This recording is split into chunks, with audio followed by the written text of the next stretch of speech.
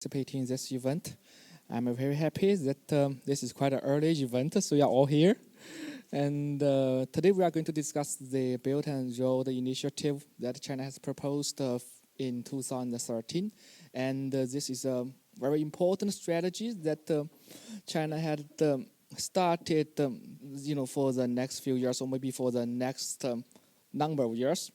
And there are so many, stories and discussions about this event, especially in the current international economic environment, which is very uncertain. And apparently, the US, which has led the leadership of the world for the last half a century, but it's going to change. I don't know how this will change because there's a lot of uncertainty facing for us.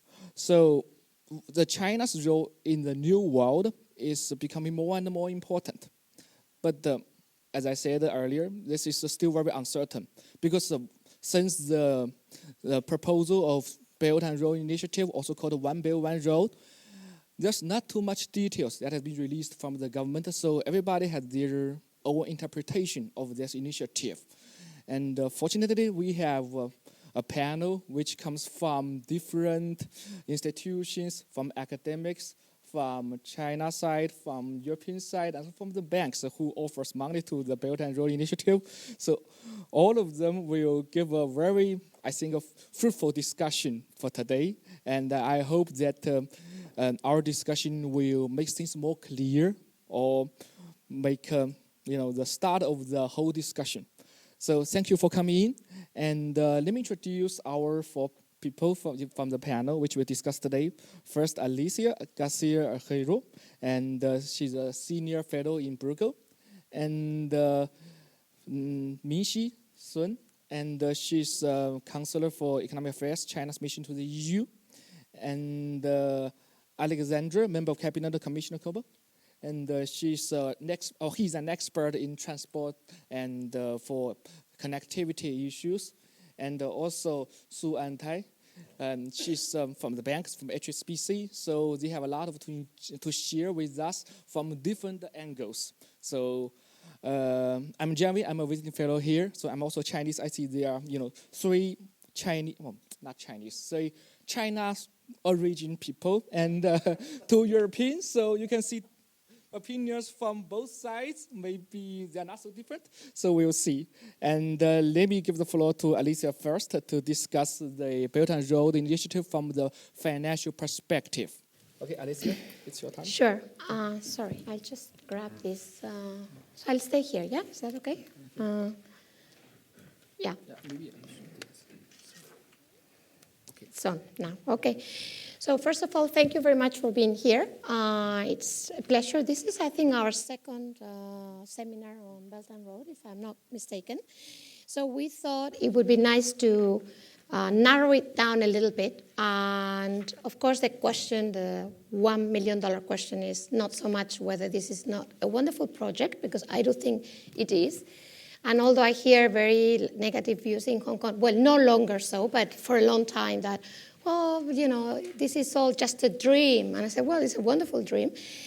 And now they seem to come to terms with the reality that it is actually not only a dream, which is good, but the key question still pending is how, given that it's a big dream, how are you going to finance it? So that's why we chose this topic here, the financing of the Belt and Road.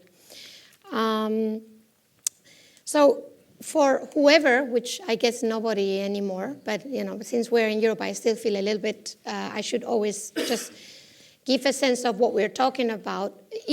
From Hong Kong, for example, this is not what they focus on. They focus on the belt, not the road, meaning they focus on the south part of the story, the ASEAN part of the Belt and Road, and they kind of forget this map.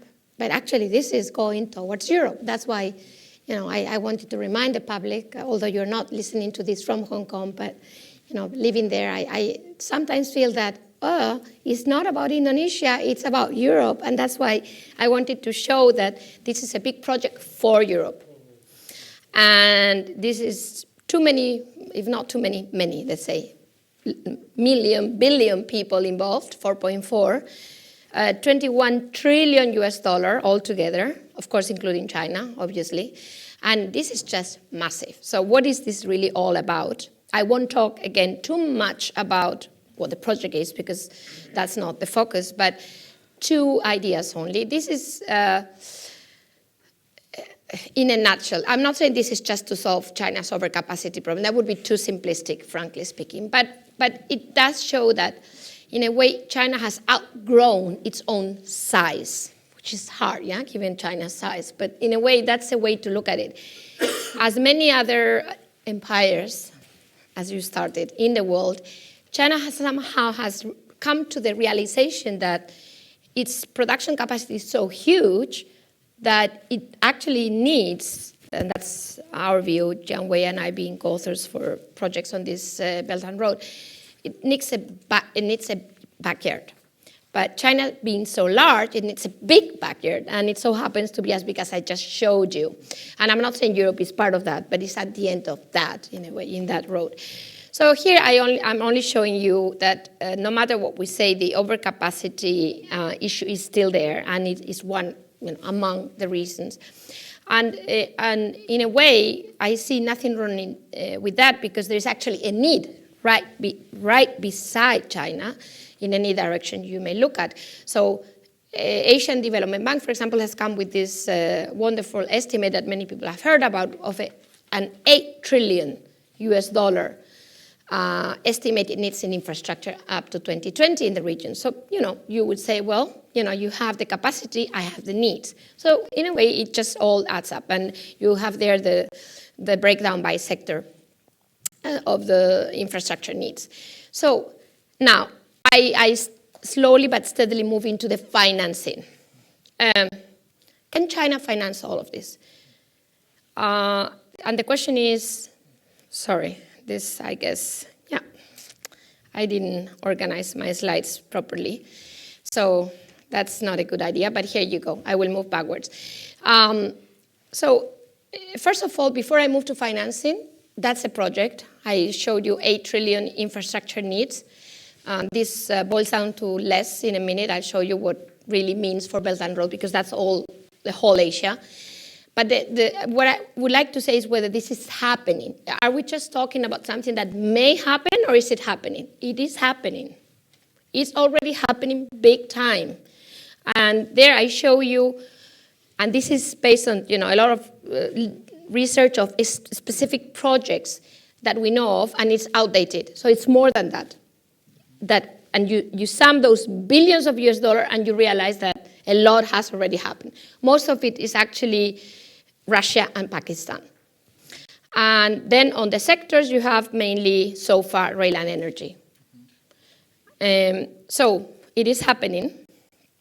And the question is how, what's the amount that China wants to pursue, and of course the Belt and Road related countries. So the first figure we heard, and this is actually years ago already, is 5 trillion US dollar. That's the first attempt of what wants to be financed, what is aimed to be financed. More recently, we heard about something close to more of $1 trillion, which I think is the recognition that this is massive, and no matter how big China is, just to give you an idea, 5 trillion US dollar is about 20 to 20+% of China's GDP. So this is really massive. And just as we move along, this 1 trillion or close to 1 trillion is what has been announced already. So still very massive. Now, can China do this by itself? So this table is basically what I want to show you. It's taken me a while to come up with these numbers. So I hope you can bear with me. So first of all, most people would argue, okay, AIIB,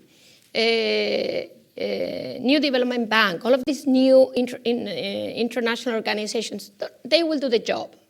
They can't do the job. They're just massively small for the type of job that I just showed you. And we know about the actual subscribed capital, about 100 billion US dollar each. The announced so far, you have there about between 10 to 14 billion, 5 to 7 billion each, and disbursed less than 2 billion each so far. So that's not making the Russia and Pakistan figures I showed you. It's just not possible. So who is behind that money? Not the Silk Road, 40 in capital, 2 disbursed, not disbursed, announced. So nothing to do with what we seem to think would be the institutions behind this. It's actually, and this is the first part of the story, Chinese banks. Now, we don't know how much they've spent. Only actually Bank of China has announced a 20 billion envelope, if you want, for Belt and Road projects. But we know that Bank of China is probably not, steering the wheel of Belt and Road infra projects. It's mainly Chinese development banks, and mainly because of the sheer size of its balance sheet, at least 5 to 6 times bigger than Exim Bank, namely China Development Bank. So let's focus on China Development Bank. We actually don't know, because it's not reported, how much they've spent on Belt and Road projects, but actually we know how much they've spent on Latin America. So I use that figure to have a sense of how much they could have already spent on Belt and Road. And of course I have no idea, but just an estimate. So what I do is I look at all cross-border lending flows from the world into Belt and Road countries. Yeah, and that's about 9% of total. And I apply that ratio compared to the Latin ratio to come up with a figure for China. So I don't know whether I've been clear, but I basically use that ratio to compare global cross-border lending, LATAM and Belt and Road, and I use the Development Bank, China Development Bank figure for LATAM to get what could be what they've spent for Belt and Road. I'm not arguing that this is right. I'm just saying just to have a sense of dimension. And I come up with that number, 415 billion US dollars so far. So it's pretty massive. And that's not projected. That's just coming from the current already spent figures. And it might be less, it might be more, but it gives us a sense of dimension. And then, that's just to now, my slide that I didn't manage to cover because it was too early. Can Chinese banks continue? Can China Development Bank continue to lend 400 billion, as we speak? Well, given that its balance sheet is close to $1 trillion, maybe, but frankly, they have a lot to do in China as well at the moment. And that's what I want to show here, which is that we know, and this is official figures. I'm not making up anything. This is official figures. China's stress loan ratio, which is, I'm adding the official NPL ratio, non-performing loan, plus the special mention loan, which acknowledged even by the CBRC is special mention for a reason, for a reason of potential distress. All of that adds up to close to 6% of total loans. So it's pretty high, maybe not as high as Europe, so I don't want to, be extremely, make it as if there were no problem in Europe and Chinese banks are down the drain. No, that's not the point. But actually, their asset quality is worsening as the economy decelerates and for many other reasons that I want to get into. And the coverage ratio, which is kind of the fortress of the CBRC's approach to this issue, that everything is covered and that we shouldn't worry, is coming down nicely. That bar there, the 150, is that bar. It's not my bar. It's the CBRC's limit to, the minimum coverage ratio for NPLs for Chinese banks as regulated by the CBRC. So meaning, the violet one, that's my own calculation of where that would be if I were to include those special mention loans. In other words, if China's regulators, the CBRC in particular, were to acknowledge that those special mention loans are actually not in good shape and should be treated as non-performing loans, then the coverage ratio would literally not be enough for the current level of asset distress in China. In other words, these banks, in my humble opinion, can't go on lending for 100 billion as if it were nothing. It's just very difficult. increasingly difficult. And that's nothing wrong with it. I mean, this is the reality probably everywhere, either for regulatory reasons or for already saddled balance sheets, including European banks for that matter. So I'm going to move to European banks, and that will be sorry, I may have taken too long. I'll be very brief on this one. It's only one slide left, I think. So now, why do I come to European banks? First of all, because we tend to forget that European banks are the largest cross-border lenders in the world, by far, and they've always been. Actually, they used to be even larger compared to the whole world. So how do I show this to you? Here. Well, I guess I'm not sure I can. Yeah. So this is international claims. This is BI statistics. International claims may not say too much to you. It only means how much banks in the whole world lend cross-border. That's what it is. And we're talking at the peak, right before the global financial crisis, 20 trillion US dollar. Not peanuts. So that's what was being lent.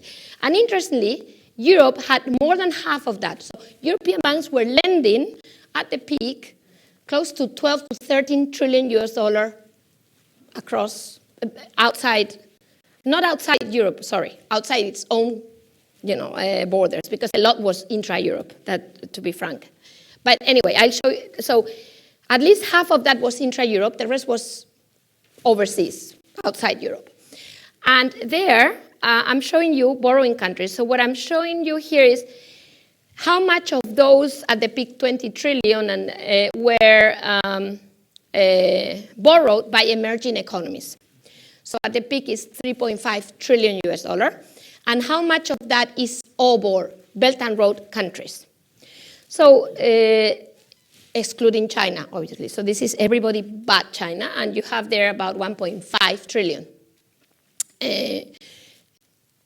Now, this down here is the key. So how much of that, by the way, this is China.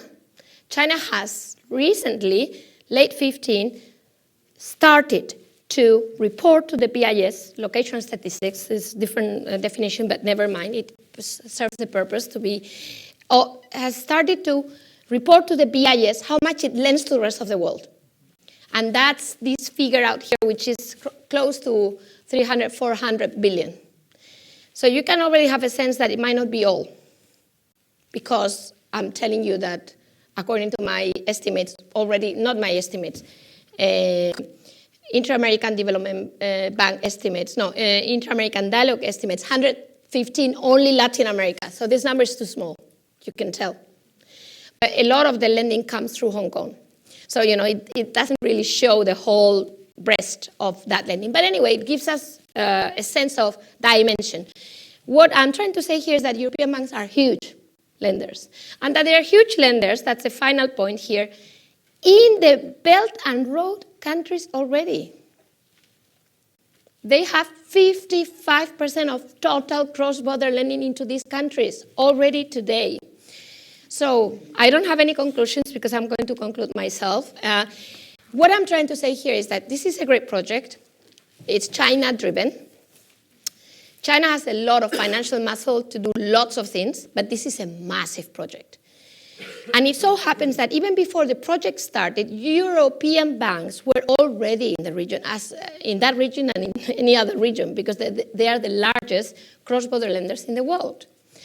And therefore, it comes natural to me to convey the message that that should continue, or is going to continue, for obvious reasons. Actually easier than before, because now there is more of a push for projects that can be financed, and I think the HSBC will be happy about this message, but it's more general. I mean, it's really very obvious that European banks will be part of this story, and that in a nutshell, through the financing especially, Europe should actually benefit in a way or another from this project, because it improves connectivity, we will hear about, but also because it gives financing opportunities, high return financial opportunities, to European banks that have been used to lending anyway, there and elsewhere.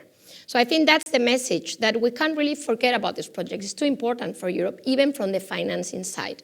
So I leave it here. Thank you very much.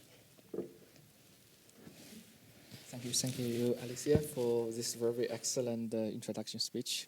And okay, can you hear me? Okay. I think this is very important because although we know that the Belt and Road is proposed by China, it is always seeking cooperation elsewhere from Europe, of course, very important one. And Asia gives the reality that the Chinese must face because this is a huge project we proposed, and it's not possible for us to do it alone. So seeking international cooperation maybe is the reality facing us. And I'm not so sure how this is really a concern for China's side, but we have Minxi here. Maybe you can give some introduction of how China has progressed so far and how we plan to cooperate with Europe on this massive project. Okay. Hello. Yeah. Thanks, Jeremy. Dear colleagues, this is my second time to have the privilege to address the audience at this very famous think tank. First of all, I should thank Bruegel for publishing a very well-organized report on BNR. The conclusion I remember is that the BNR will contribute to the reduction of the transportation cost of the cross-border trade, and thus has the potential to increase the overall trade volume of the EU by maybe 6%. I think this report and this conclusion is well received in the Chinese academic circle as well as in the foreign ministry. So I want to introduce to the audience that the authors here of the report also are here, Alicia and Jian Wei. So thank you for your valuable job. And then I come from the Chinese mission to the EU, so I want to brief you the latest development of the BNR. Actually, the achievements of the BNR are much higher than our expectation. You can imagine after just 3 years, now over 100 countries and international institutions have given their warm response and support to this initiative. More than 40 countries have signed this cooperation agreement with China on this on BNR cooperation, and among which 7 are European countries. And UN Security Council, UN General Assembly, and APEC, ASEM, they all incorporated or reflected the BNR cooperation in their resolutions and documents. And the Chinese companies have made more than 50 billion US dollars along the route and have launched a number of major projects.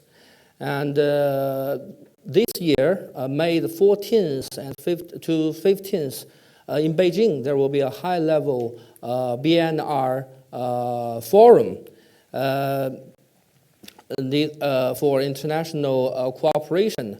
The main theme is the cooperation for common prosperity, focusing on the connectivity of policy, trade, transportation, finance, and people.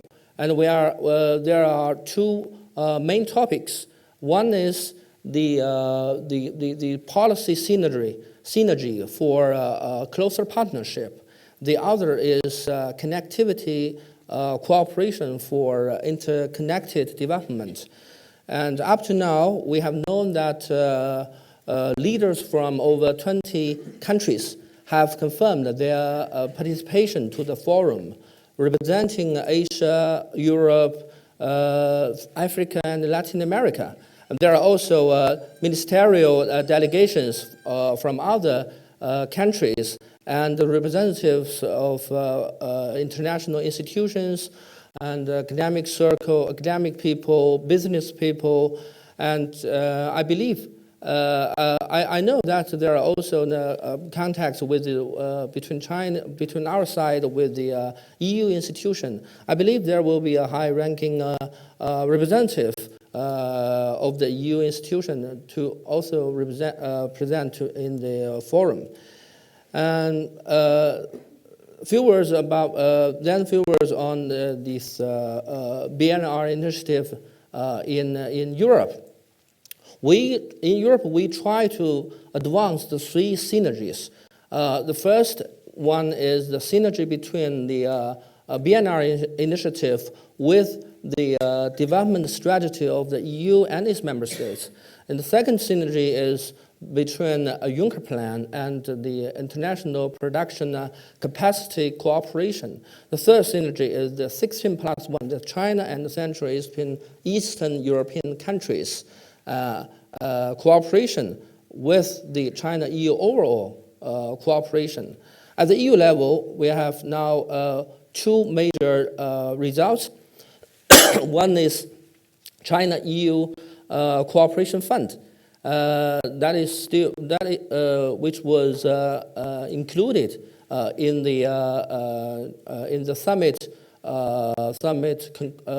joint statement of 2015. This fund is still under discussion between the Silk Road Fund and the AIIB. And the other one is the China-EU connectivity platform.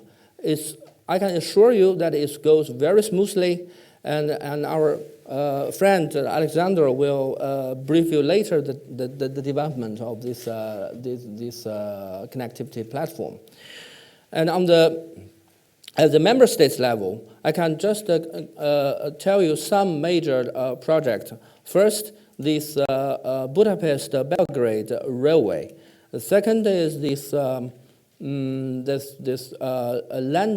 China-EU Land Sea Express, or we call the China-EU Land Maritime route, that is linking these the port pirates of Greece with Belgrade via Macedonia.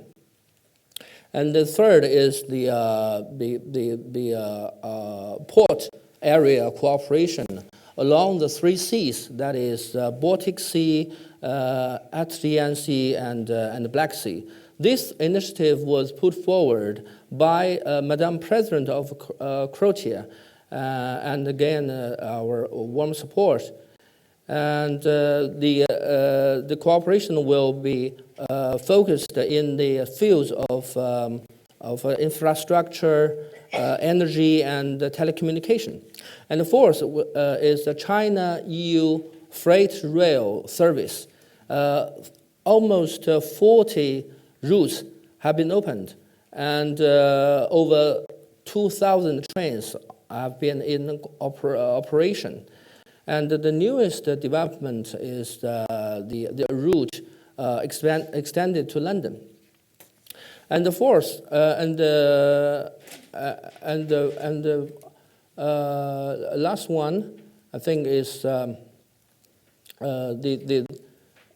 synergy between the Northern Powerhouse initiative of the UK with the Belt and Road. This was the consensus during our President's state visit to the UK 2 years ago.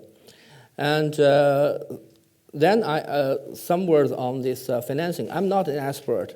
I can just tell you what I know. First, the AIIB, the very famous new bank, our joint baby. We have now 57 founding members, among which 18 are Europeans, 18 are European countries, and including 14 EU member states.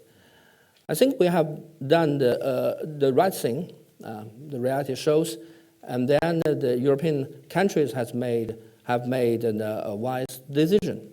And this year, about 25 new members will join this bank, and up to now, 9 projects have been approved with the investment of 1.7 billion US dollars in 7 countries, and the main field of investment is transportation and energy.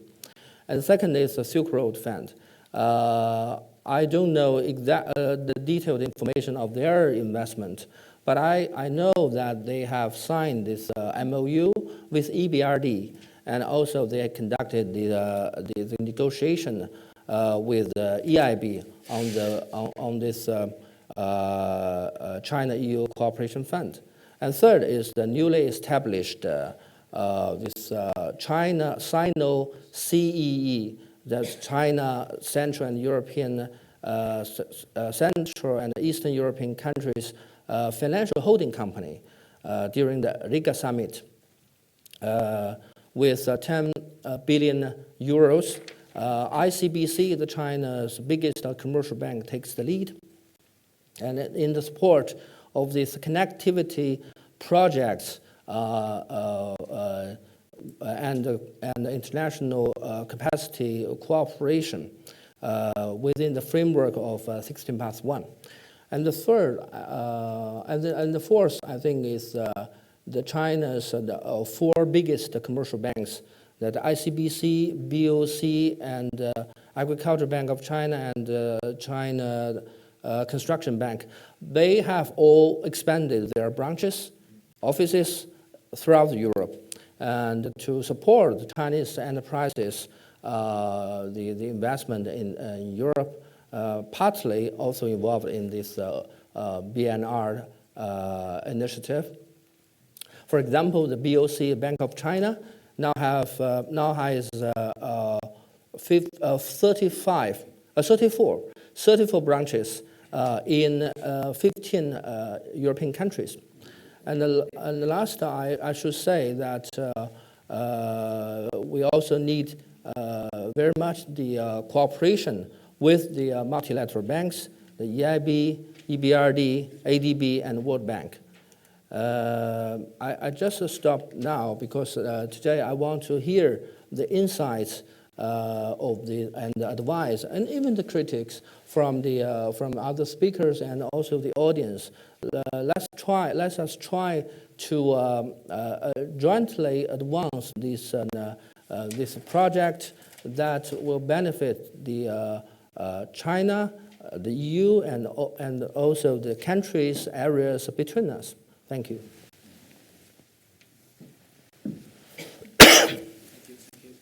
Thank you, Minxi, for giving us so many information. I don't remember all of them, but luckily we have the the video that you can see on the website, so you can review all the information again and to remember all the numbers, statistics. That's so important. But the thing that I get from your speech is that this is a huge and massive, and it's undergoing business for China and the cooperation internationally.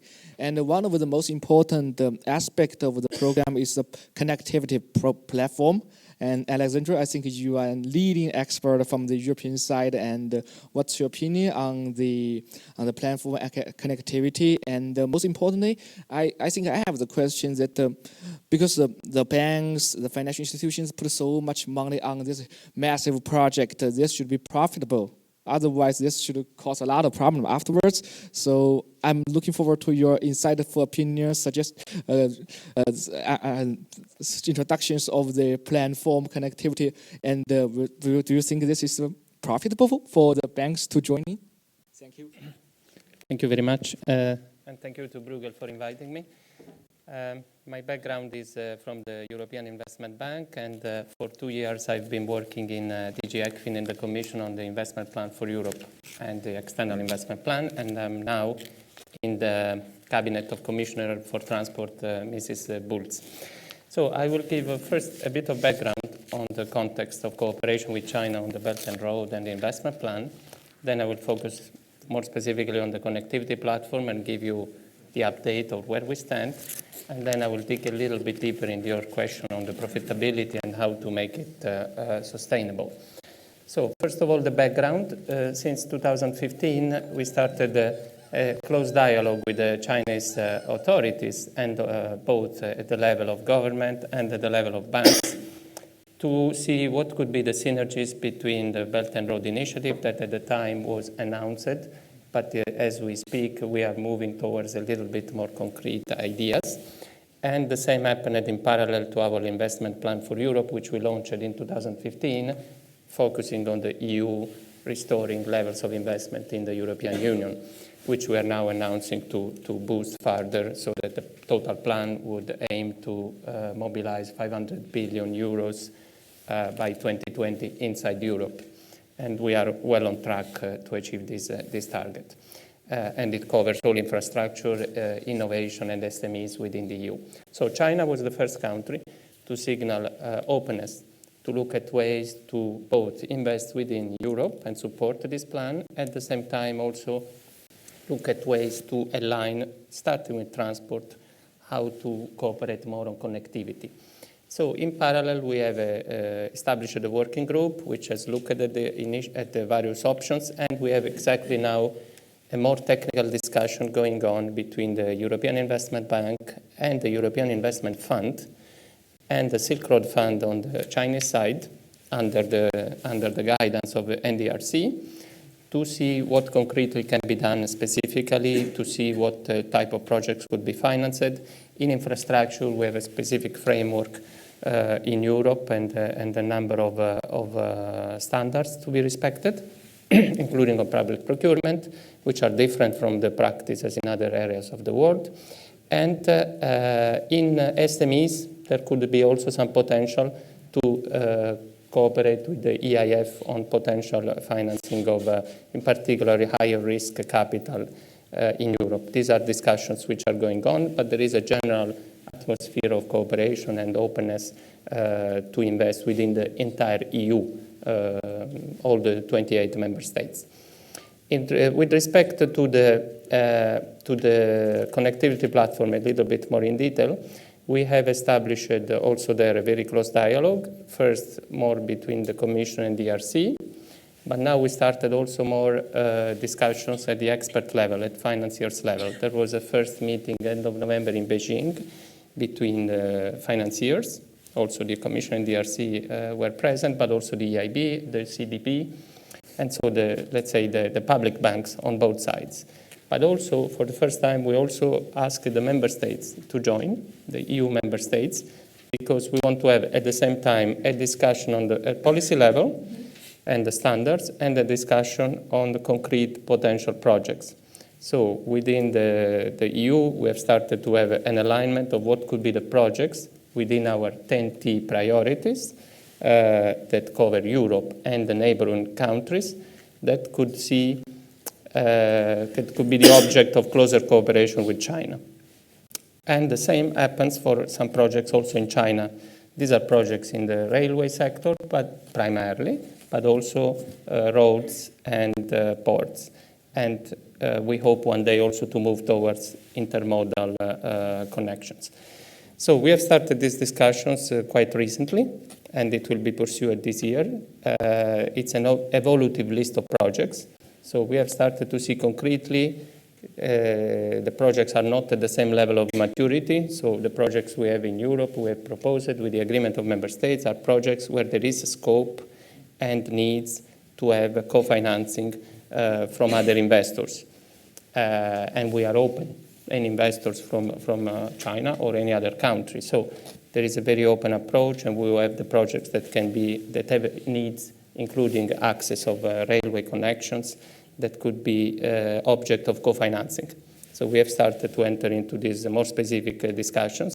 Of course, the Commission is helping to facilitate this dialogue, but we do not decide who should finance what. We are not, let's say, we don't have this competence in Europe. Probably different is the situation in China, where there is more, let's say, planning and more capacity to decide the sources of financing. This has to be recognized. And in between, we have not started yet to look at all the countries in between, because here we have let's say, the three levels of discussions we are organizing now are, first, alignment on the policy priorities. Second, the financing cooperation, and third, the standards. So on policy priorities, we have a clear policy of 10T in the EU. We have our, I'm talking transport now. We have our core network that member states are committed to complete by 2030, and we have a comprehensive network to be completed by 2050. So we have a clear medium to long-term vision of what are the priority corridors in all the modes, railways, roads, ports, inland waterways, and also airport connections, but these are all the four modes of transport. So we have this clear. We have now extended these maps to Balkans and neighborhood. It's actually under approval this month or next month. So we have these priorities clearly identified, which took quite some time, as you can imagine, of dialogue with the member states and with the neighboring countries to identify what are the priorities in which to invest. And even just the needs of completing the core network by 2030, we estimate a need of 700 billion approximately necessary between 2014 and 2030 to complete it. If we look at the level of investment, we are still below this trend. So there is a need to orient some financial resources to focus on this core network. And obviously, the resources are relatively limited, especially in terms of public budgets. The EU budget is put at the disposal. We have a Connecting Europe facility which supports this program with grants, and more also in combination with loans. We have the AIIB financing, including with the Investment Plan for Europe. We have national promotional banks, and we want to attract third parties' capital as well, in particular private sector, to focus on this core network. So these are the clear priorities. And obviously, if there were an excess of resources, we could also think to go beyond. But for the moment, we would prefer to really have the priorities delivered first. Now, we do not have the specific details of the maps beyond. So it would be very important to have this policy alignment, and this is the next discussion we want to have with China authorities, and of course with the countries in between, because we need their agreement. What are the real priorities to invest on, so that we can then focus to make let's say, to push for these projects to the extent that we have an influence. So we are interested that our TEN-T network continues in a seamless way, in an intermodal way. So this is the priority at the policy level. There is then the financing cooperation that I briefly touched upon, but here we have, again, a different system, because we have in Europe a framework of antitrust, state aid, investor protection, intellectual property, a number of investment, public procurement, very important, environmental legislation. So we have a number of legislation that direct the investments within Europe within this framework. And it's different in other countries and in other regions of the world. They do not have exactly the same. And therefore, this has to be recognized. So it takes some time to see and to show also to our counterparts that these are the rules that we apply in Europe. And for instance, we cannot have, we do not apply tied investment. Not even when we operate outside Europe with our EU funds or AIIB funds, it's completely untied.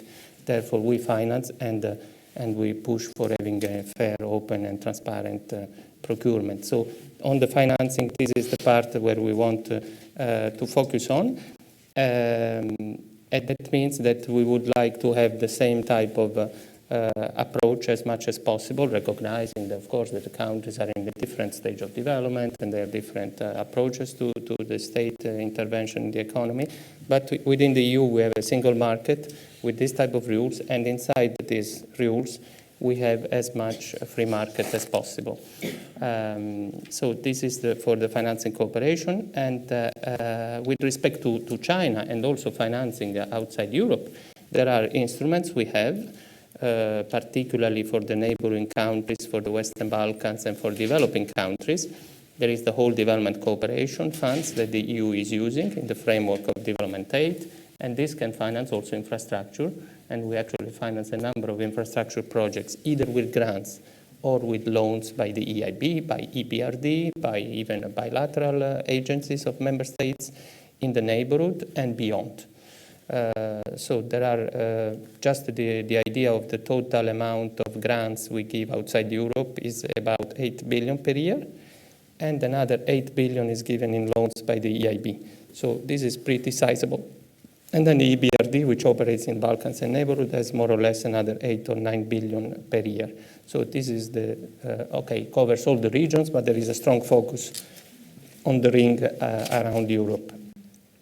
In terms of standards, that's what I wanted to mention. It's important to maintain the dialogue, because I think that both at general level, but also at sectorial level, when we enter into the details of the rail interoperability, aviation agreement, and a number of issues, customs, all these issues are very, very important to have a dialogue on them, to have also, again, not just between Europe and China, but that would be an important starting point, but also the countries in between.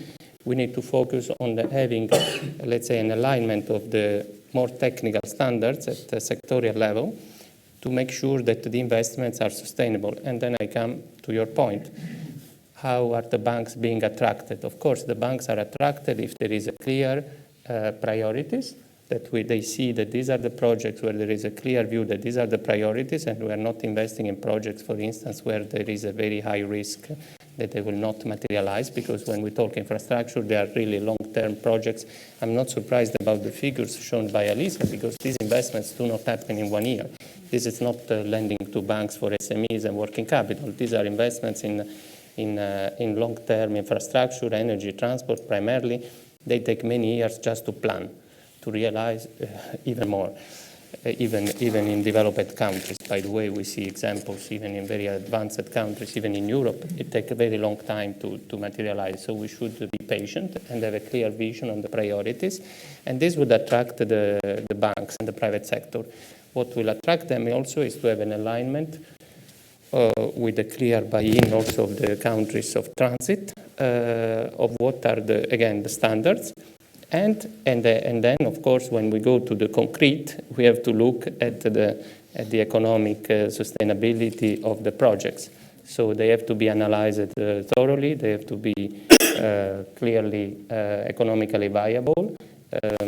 They can be announced, or there could be a commitment only when an analysis of the traffic risk, of the political risk, of the operational risk can be done, sustainability in terms of environment, procurement approach to make the best value for money. All these issues are important for any bank, public or private. For the private ones, there is also the issue of cash flow and revenues that comes into the picture to make sure that they are also financially attractive.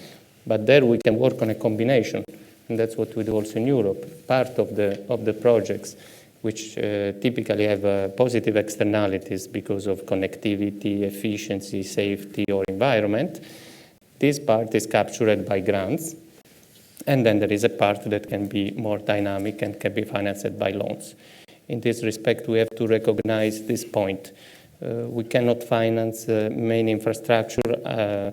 Different is the case of ICT, but in transport and energy, it cannot be purely financed by loans always. There is always a component of grants that has to be put into the picture, and this is what we do also in Europe. So I stop here. I can go more in details if you need. Yeah. Thank you for this very comprehensive introduction from your side. And I think last but not the least is from the banks, because they are the one who really pays the money for us. So I'm really looking forward to your discussion from a banker's perspective. Okay, then floor is yours. Thank you. The joys of being the last speaker is that you're preceded by excellent experts who basically covered sorry, I've basically destroyed your other microphone. But, who've actually laid the ground and covered so many excellent details. So what I'm actually going to do, and actually I just want to comment on some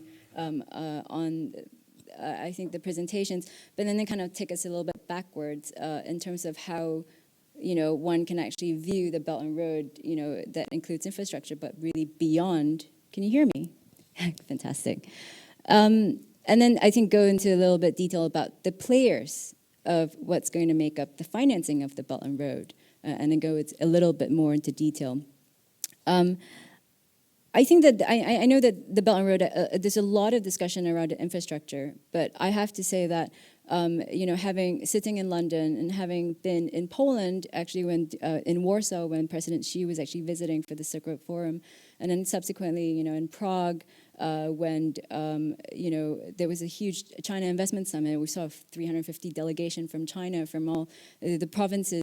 And recently just being in Hong Kong, where the Belt and Road discussions are very mature in terms of the financing angle, where the Hong Kong Monetary Authority has set up an infrastructure facilitation office. So I think, yes, there's the element of infrastructure financing, but what Belt and Road propels is really the larger flows of bilateral trade and investment.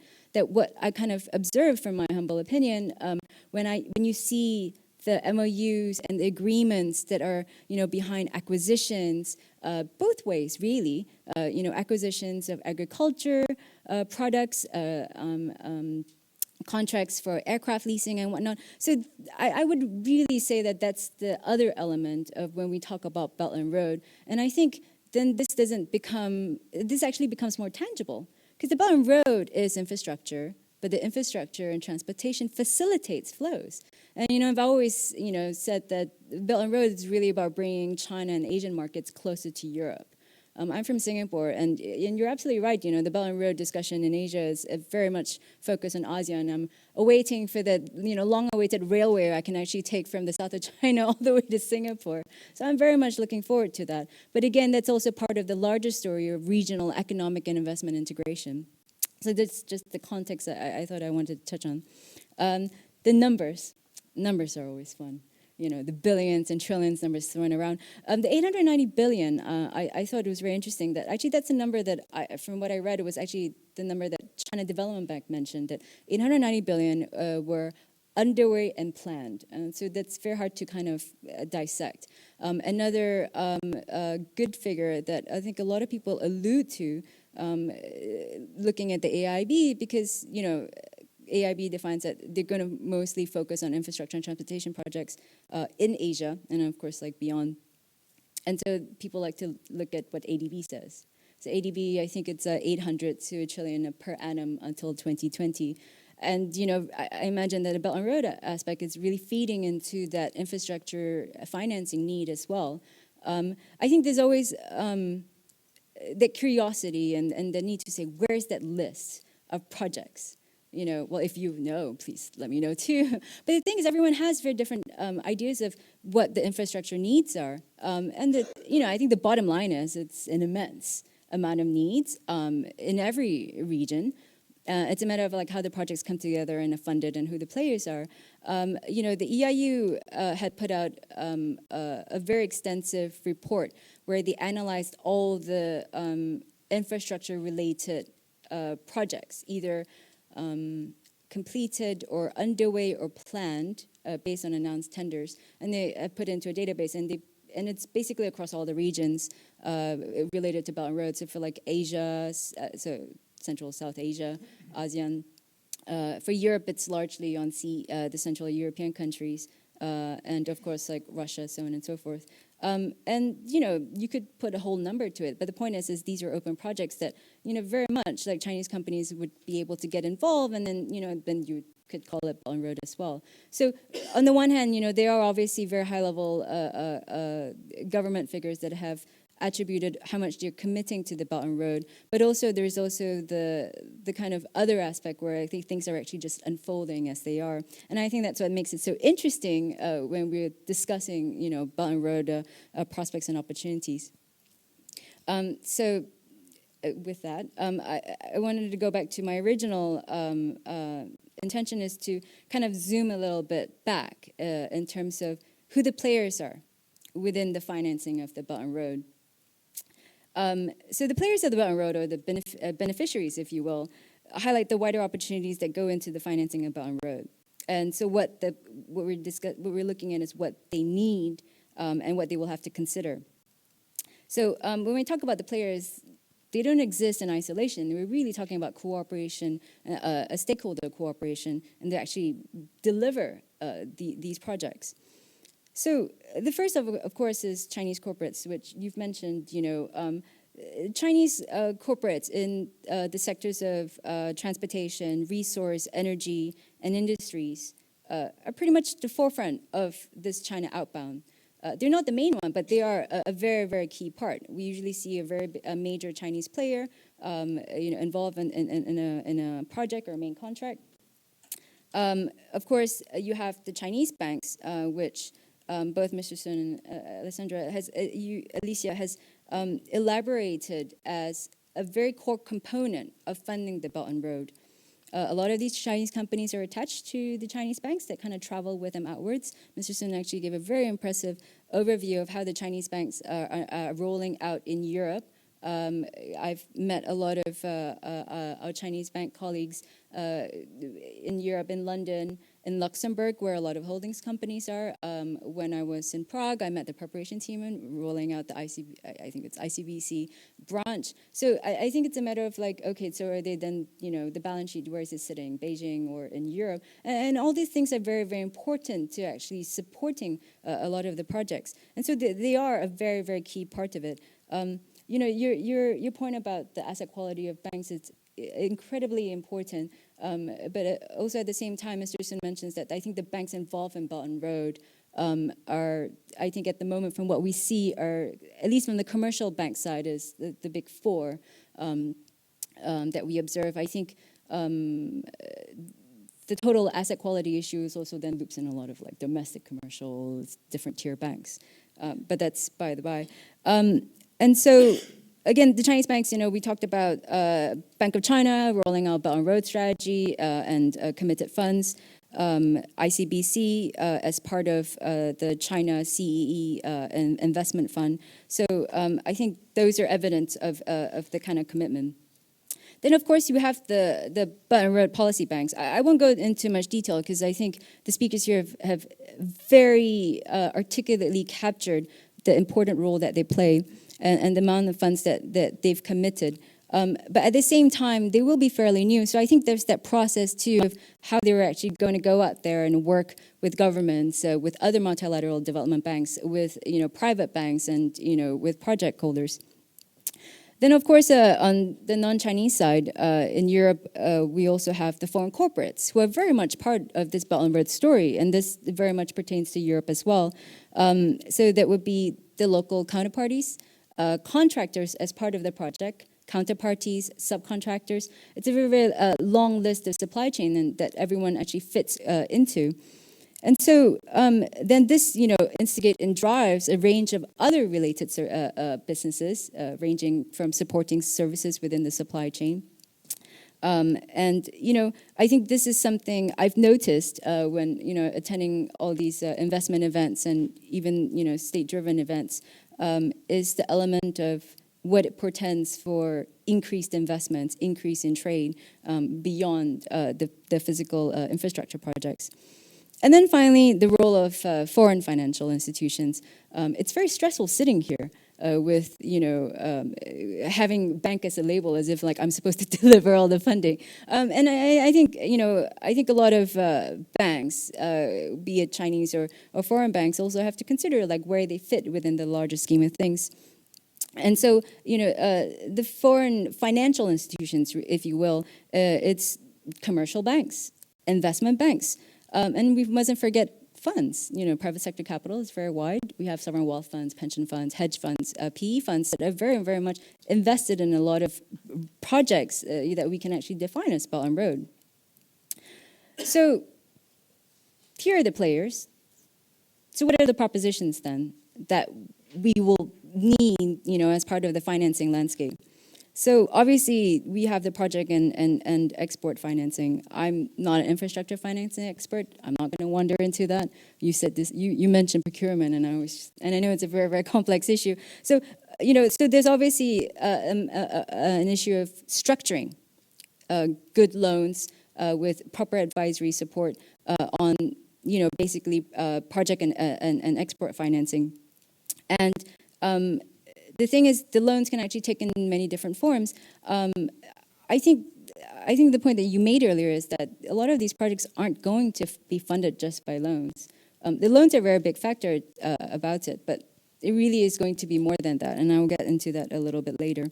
But the loans, I think where you will see, and you have seen, even before Belt and Road came along, is that a lot of Chinese banks, when they go out, a lot of Chinese corporate companies go out, you actually see syndicated loans. So basically, Chinese commercial banks working with a counterparty on the local level, a counterbank, to actually put together syndicated funds and support with guarantees. So I think there's a lot more collaboration, in terms of actually in this kind of product structuring.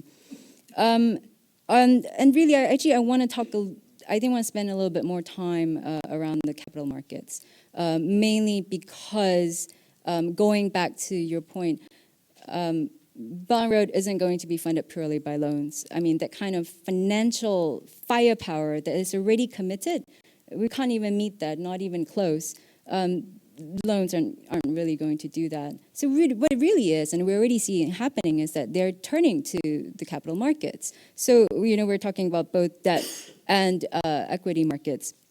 So in the case of capital markets, you will see bond issuances and both on and offshore in RMB or in foreign currency. I mention RMB because I kind of looked specifically at that. We have companies that have issued offshore and onshore RMB bonds. Poland issued a Panda bond, the first in Europe, and I know that a lot of other countries in Europe are actually exploring that as well in terms of creating kind of liquidity, both onshore that can be facilitated, but we're also seeing like offshore RMB bonds that actually are used to support projects, but also in foreign currency, and also we have IPOs and equity placements. And of course, but remember this is that it goes back to then who's actually doing them and what is it for? I think when it comes down to it, whether it's like an acquisition or whether they're actually turning to the capital markets to fund these projects, we have to ask why they're doing it and what does it mean?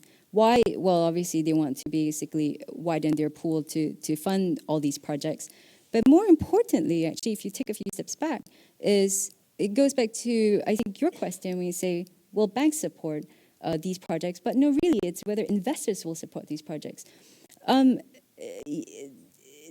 If you want to deliver a project to the capital markets, you have to meet all kinds of international standards to make the project legal, investable, sustainable, right? I say this because I remember in Warsaw, during President Xi's visit, there was a very, very interesting panel where we had the chair of CIC, we had pretty much the executive directors and heads of China Exim Bank, we had Silkwood Fund Chair women, and so basically all the very big policy banks, Chinese policy banks, and we had, I think we had someone from EBRD and the Poland Policy Bank, and it was a very interesting demand and supply dynamic where CIC and China Exim Bank, they said, we want to deploy innovative financial mechanisms to deliverable sustainable projects. These are not catchphrases. I do think that it is a commitment on the Chinese side to be able to deliver investable sustainable projects. Not for the sake of it, but their commitment to green finance, their commitment to RMB internationalization, it's a reflection of that, beyond just doing a loan. And then, on the multilateral bank side, they say, well, we're looking for investable and sustainable projects too. So I think it's where we are at this moment is kind of how that demand and supply kind of fits together. It sounds pretty much like what's actually really happening.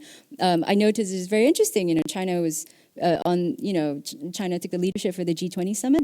Green finance was a very, very strong element of what they do. I think onshore, you look at China doing green finance, they've come up with a green finance task force, green bonds principles, and they want to be able to carry, the kind of transparency and expertise on, back to China as well. And so if they're able to do that offshore, Bank of China did a very interesting green bond out of London.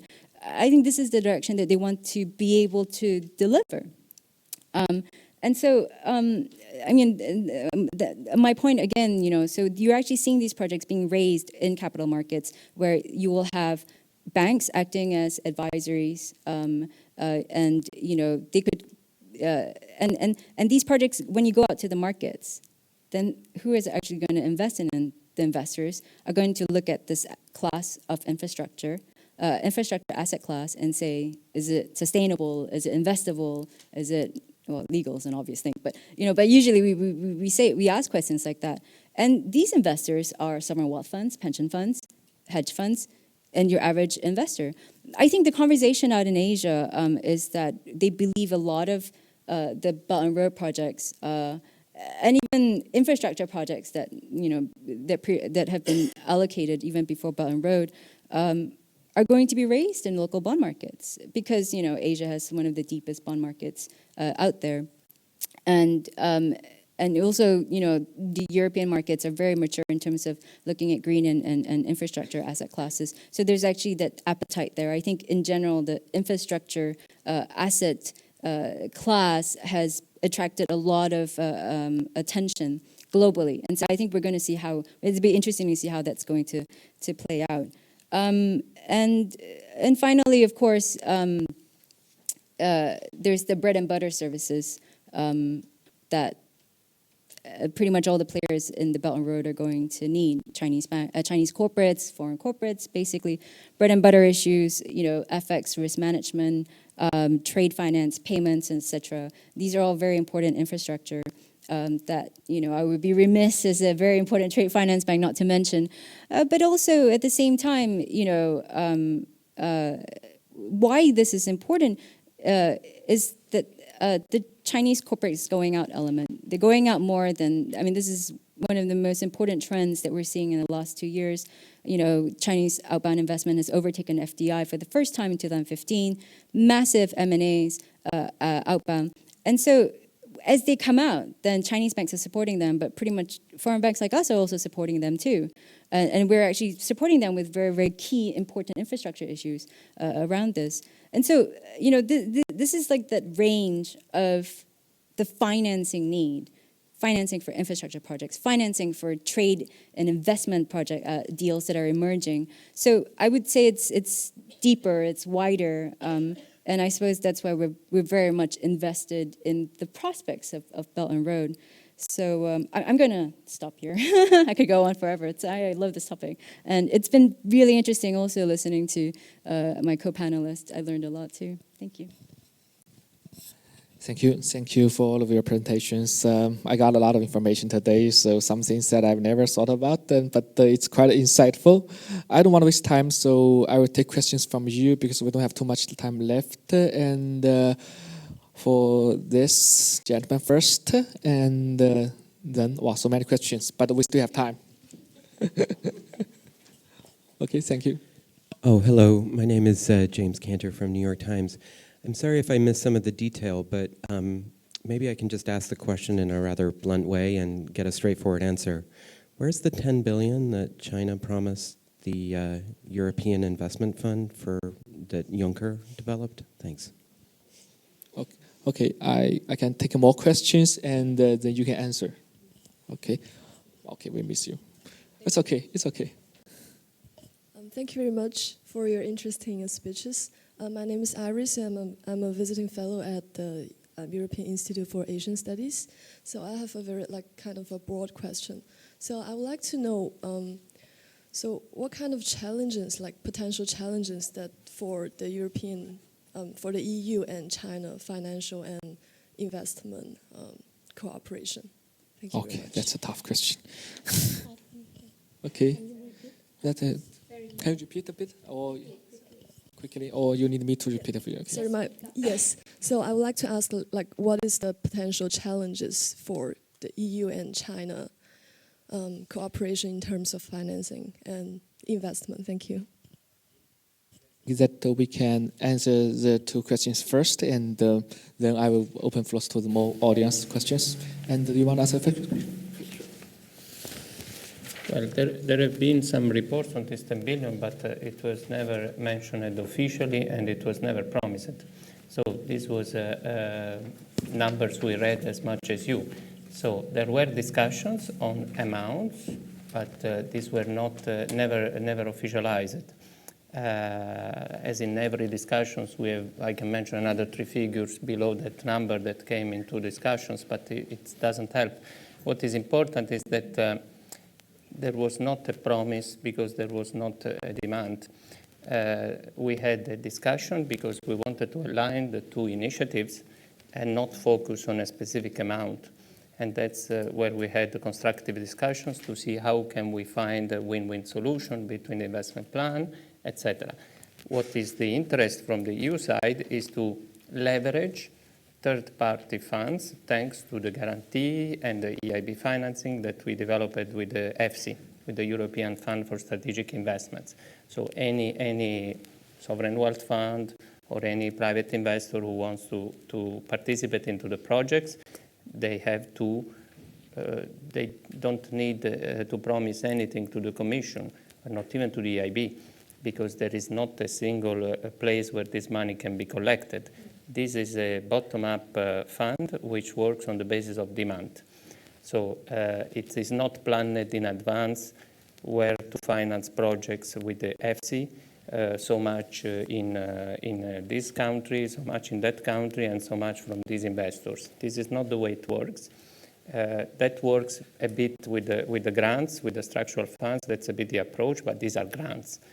The EFSI, which is leveraging primarily financing from the market, from the capital markets, because it's based on the borrowing of the AIIB, complemented by co-financing from private or third-party investors. It works on the basis of projects, individual projects like a specific railway or a renewable energy plant or an innovation project, which is presented to the AIIB by a counterpart, which can be public or private, and this counterpart is the entity which decides on its own financing mix. So it is this entity which says it's the AIIB for financing under the investment plan, and then the AIIB goes through the due diligence, and if the project fits with the criteria of EFSI, that includes a certain level of risk above the normal level of AIIB, plus leveraging private capital and other requirements, then the AIIB can finance this project. Whether this project is co-financed in parallel by the Silk Road Fund or by others, this is a decision of this counterpart.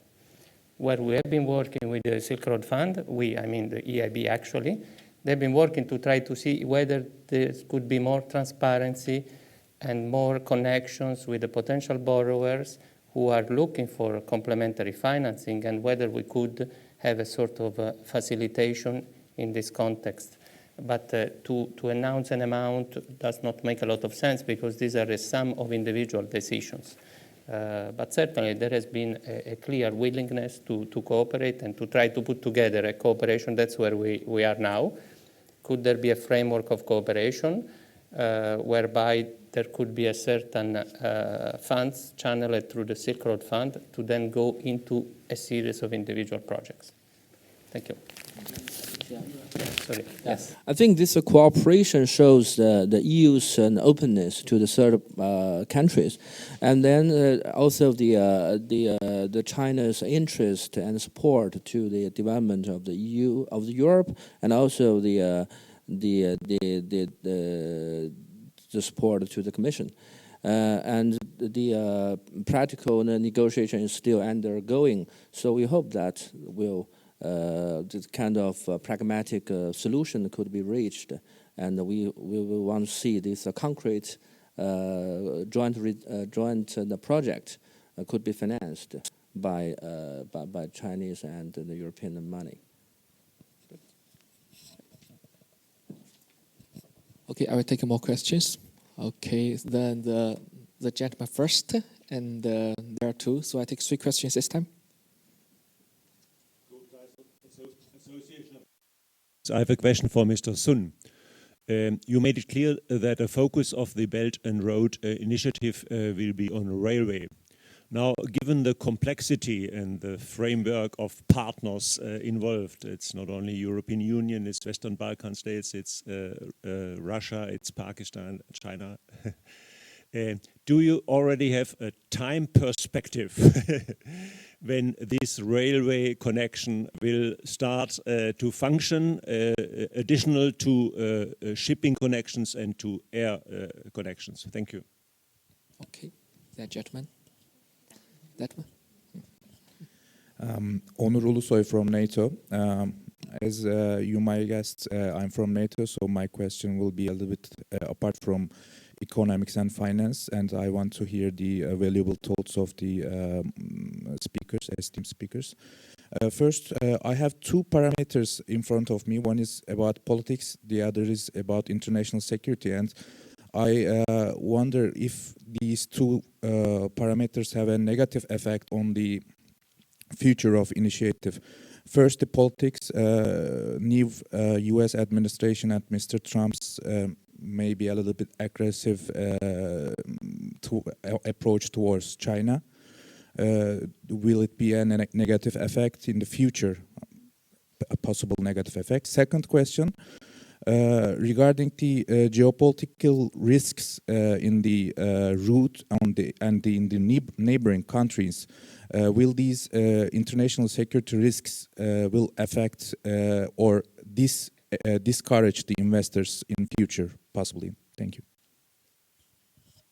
Hi, Ludmila Silva from ISIS in Brazil. We not only sit next to each other, we also have similar questions. My question is, what will be the impact on the OBOR project, given the new United States administration and a perhaps, potentially, most likely, renegotiation of trade agreement with China, or trade policy, I should say, with China? What impact that will have on the OBOR? And the second part of my question is something that was just alluded briefly by the panel, which is the political will. Is there political will in Europe to pursue OBOR in face of rising populism and nationalism? And I could not help, and I don't want to pick on the speaker because I think it's very, OBOR holds great potential. But when you mention the beneficiaries of it, I will read from my notes: Chinese corporates, Chinese banks, OBOR policy banks, EU corporates, and foreign financial institutions. This is a populist dream list on how he can go back to his constituency and say, and this is why we should not have this project. So could you address that? Does it need to be repackaged so that the people feel that there's something in it for them? Sorry to be blunt. Thank you. So I will leave the panel to answer the question first. Okay, one more question. Okay. Yes, hello. I would like to know how China understands about their high-speed railways. Which kind of telecommunication system will they use? Their own, Beidou, or will they allow other telecommunication systems to interfere and share connectivity? I speak of high-speed railway station. Okay? Merci. Okay, thank you. Let me first answer questions, and let's see if it's time for more questions. Minxi, I think there are a lot of questions for you. So you can answer first. Thank you for the interest on the OBOR and China's role. I think OBOR is our joint baby, and it's a kind of a regional cooperation initiative. Will benefit for the countries along the road. So I don't think that the new U.S. administration's China policy approach will have a significant impact on the OBOR. I think also there are many American companies, business councils, local governments want to get involved in this OBOR, and even during the Obama administration, the official position has changed toward the AIIB, because they found that the AIIB is a supplement, is a complement to these international financial institutions, and this AIIB and ADB is kind of they have a very healthy competition and cooperation relations. And for the security concern, absolutely, this is a huge project. But our approach is this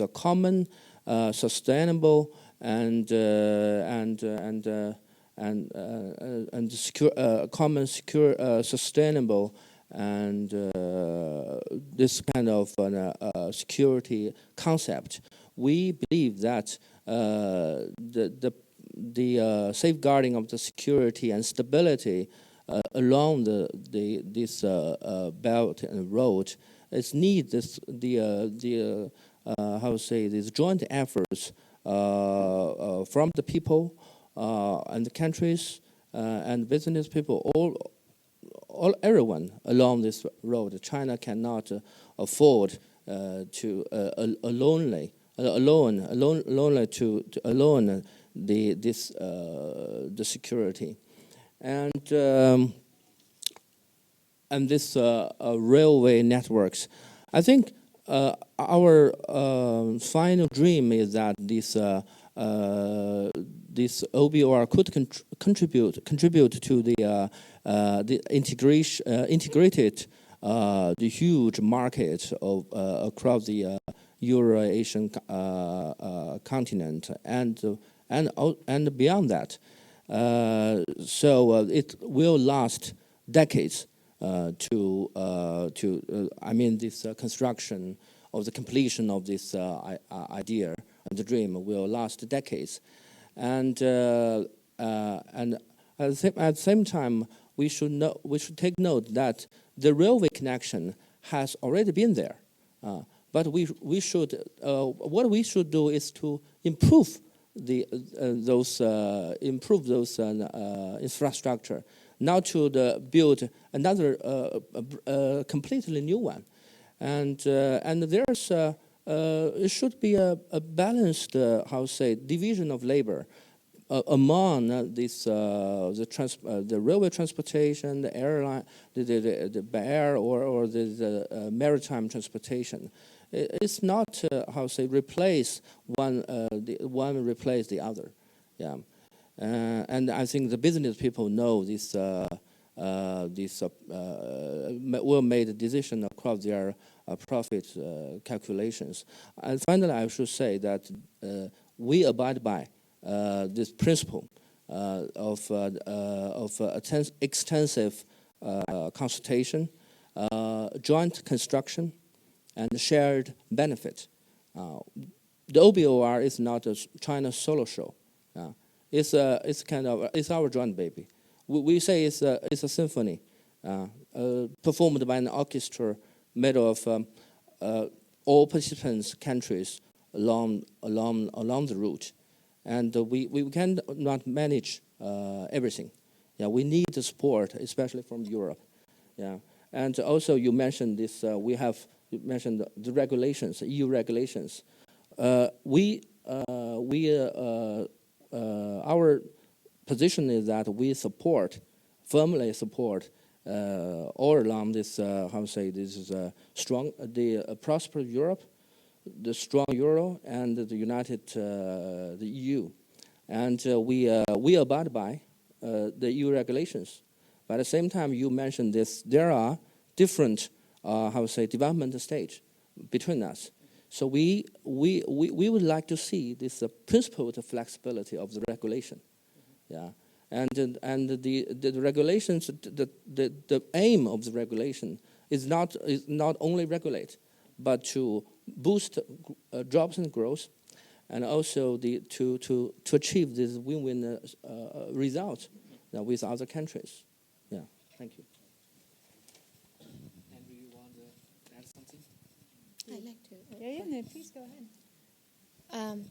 Just so, yeah. I like to address the question of whether everything we've said has changed since Trump took office, basically. And maybe the answer is yes, but in my opinion, for the better in terms of this project. Maybe that's the only good thing that we can find out of all of these new changes. But the way I read this, and we wrote about this right after Trump was elected, of course, the first thing we thought, TPP is dead, Trans-Pacific Partnership, it actually seems to be dead. I mean, it was recently announced. And we came all the way after that assumption, or what we thought would be very likely, with the idea that China would be a winner, which is what we've constantly been reading in the Chinese press and elsewhere, most recently. And therefore, China would have more room to build, and I know that this is a symphony, but the reality, I call it also a backyard. So it's a symphonic backyard, but it's a backyard. It's not only a symphony, in my opinion. And whether it can also be a backyard to Europe, that's the question. So, that's where we... So the issue is, I think it'll be easier for China to build that around. Let's forget the word, whatever that is. But to some extent, meaning how powerful, big this can be, and for how long will it take China to build this, will probably determine Trump's reaction. So in a way, I think in a nutshell, what I think is that this boosts the likelihood that the Belt and Road will actually happen but maybe in a way that is not too aggressive in its shaping, to avoid a counter-reaction from the US. That's the way I see it. This brings me to the paper that Min-Chih kindly referred to, where we had an assumption in which, the Belt and Road today is what I call brick and mortar, and we can agree that behind the brick and mortar there's lots more, trade, investment, but the reality is that so far it's not a free trade agreement. That we know for a fact. And that the free trade agreements being discussed are elsewhere, ASEAN, RCEP, but it's not the Belt and Road as such, as defined. So we were thinking, what if China, and Trump only kind of pushes this argument further, were to think, I want to go further. Why not beyond all of the things that I'm building, or we're all building, but, I'd like to have also tariff reductions, massive tariff reductions to make this a free trade area.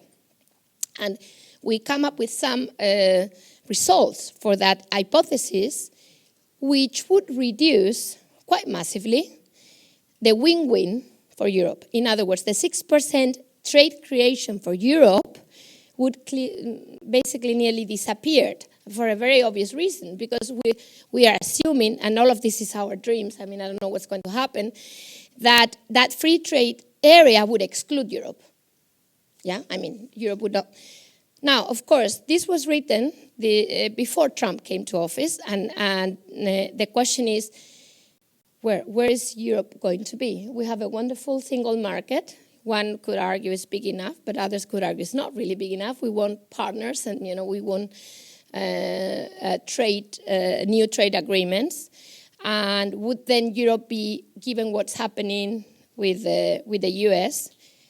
I've not even mentioned TTIP, but I guess I've not mentioned it because it might never be there. So would this push Europe closer to this hypothetical, again, nothing of this has been yet even flirted, I think, Belt and Road Free Trade Agreement. So in a way, to make a long story short, I think this pushes, first of all, the Belt and Road to become more of a reality. Second, eventually, maybe to Europe being leaning more towards China, even perhaps a day free trade agreement with China, or even eventually, Belt and Road Free Trade Area. Because in a way, it's more isolated from the West. It's just, mere conceptual thinking. So it all depends on how far Trump goes and how free China is to start building that reality, going beyond brick and mortar. So that would be my answer for that. I find it very interesting when you talk about the Belt and Road Free Trade Agreement. Very interesting. I'm really looking forward to reading your report. I read the summary of it, and I was just so excited. I'm like, I actually can't believe that actually a cost is being attached to trade costs actually going down. And I think that's very interesting. I think just one comment on that. I think more out of interest is that regardless of Trump, all these free trade agreements and kind of trade dynamics have been ongoing. If you look at ASEAN and China, you have the China-ASEAN agreement, ASEAN plus 10.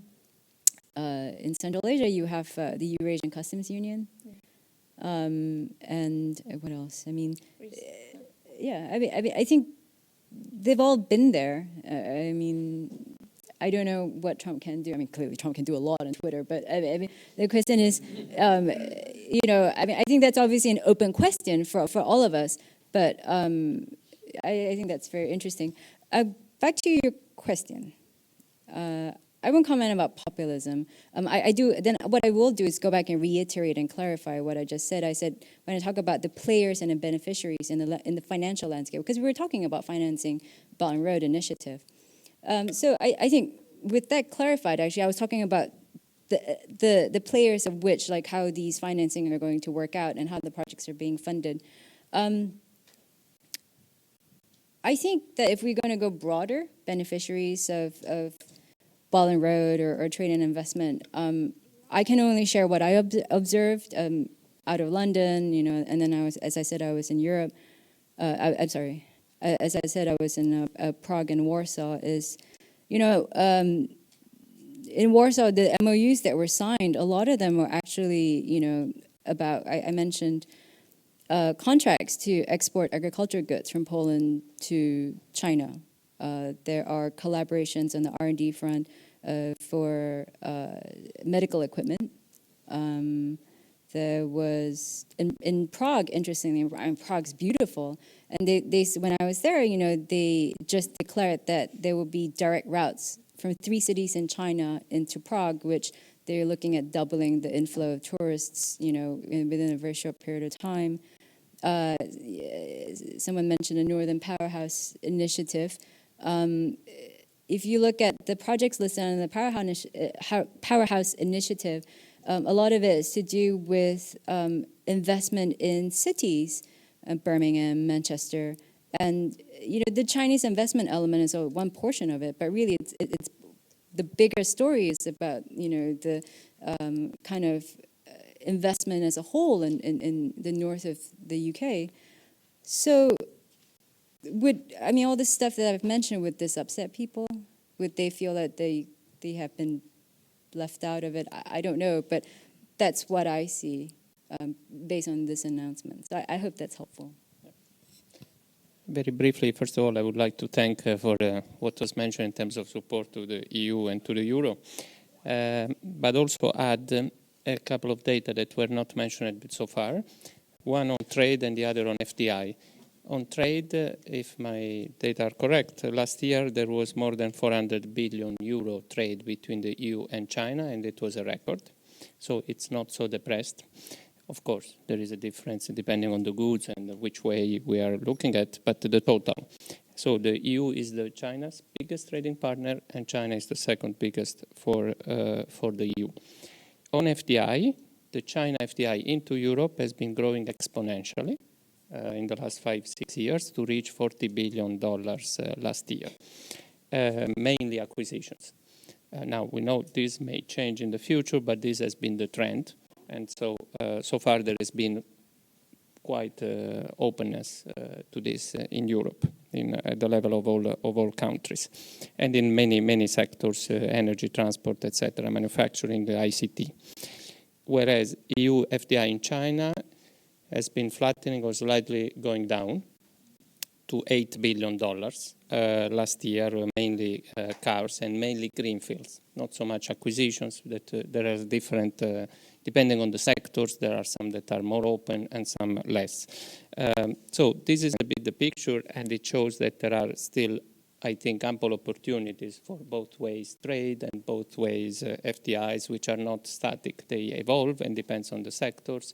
And to respond also to one question we have not fully answered on the challenges, I think the challenges is to make sure that we keep having an alignment on the priorities, and we keep having an alignment as much as possible on investment cooperation, and ensuring that we have a sort of reciprocity as much as possible into we will not have exactly the same rules applying in both ways, but at least the principles and the approach should be in the direction of being as free trade and free investment as possible. This would be a welcome way forward for us. Can I add a few words? Yeah. For Trump, we don't conceive us as a winner when Trump give up this TPP, because we still push forward this idea of the FTA-AP, that's the FTA for Asia Pacific, and we hope that the U.S. will come up with the other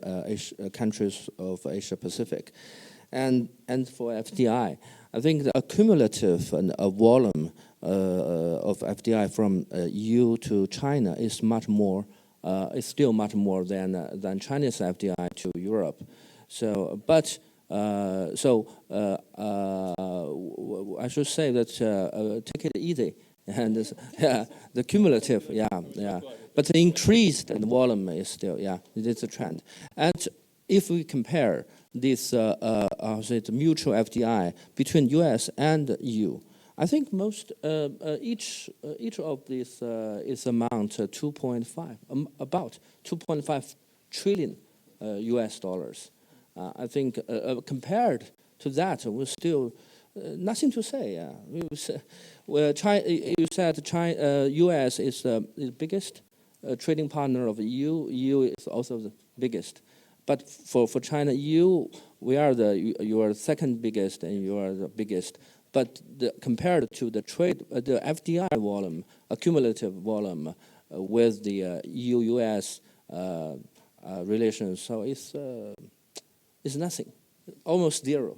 So we have a lot of to catch up together. Thank you for your participation. I know if we continue for this topic, it just can't go for a whole day. But, we have to stop here because Alicia and some others have to take the train or something. So if you have any questions, you can send emails to all the participants and we can discuss later. Thank you for all your participation. Thank you very much.